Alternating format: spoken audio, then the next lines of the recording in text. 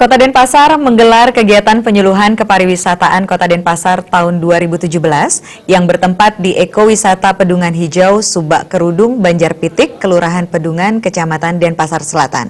Kegiatan ini menjadi ajang promosi Subak Kerudung sebagai destinasi wisata baru, sekaligus ajang promosi branding wisata Kota Denpasar, Bali, dan nasional. Sosialisasi penyuluhan pariwisata ini diikuti oleh Bekasian dan anggota Subak Kerudung, berdesa-desa Pekeraman Pedungan, pengelola ekowisata, seket runa-runi, dan masyarakat.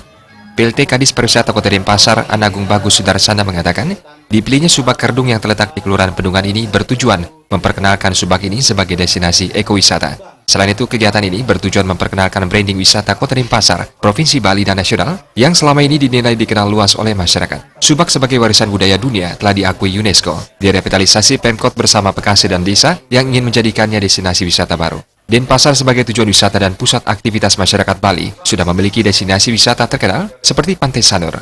Di tengah kemajuan zaman dan alih fungsi lahan, dengan lahirnya ekowisata di Subak Kerudung ini, Pemkot ingin melestarikan Subak dan menjaga kawasan terbuka hijau. Kegiatan ini bertujuan yang pertama adalah dalam rangka menyongsong Hari Pariwisata Sedunia atau kita kenal dengan World Tourism Day, yaitu tanggal 27 September tahun 2017.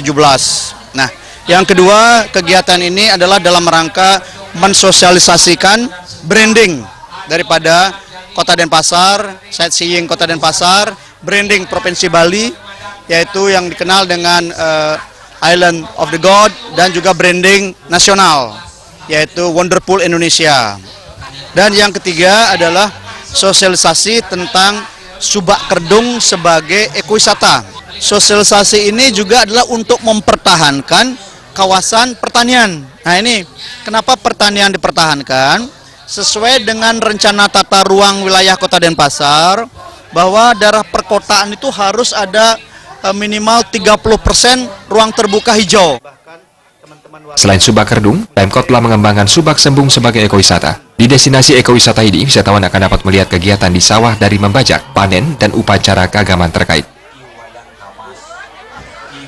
Melihat bagaimana orang bertani, bagaimana orang motong padi, bagaimana orang melakukan nengale bahasa Balinya ya, membajak sawah. Nah, di situ kita sampaikan kepada para wisatawan-wisatawan baik lokal maupun mancanegara seperti di Subak Sembung gitu. Jadi tidak, kalau desa wisata berarti ada bungalonya, nah, ada hotelnya. Di sini tidak kita kembangkan seperti itu, beda. Penyuluhan pariwisata berbasis kemasyarakatan melalui Bondres sangat antusias disambut masyarakat. Kegiatan ini dapat melestarikan tatanan kehidupan masyarakat sesuai adat dan budaya Bali.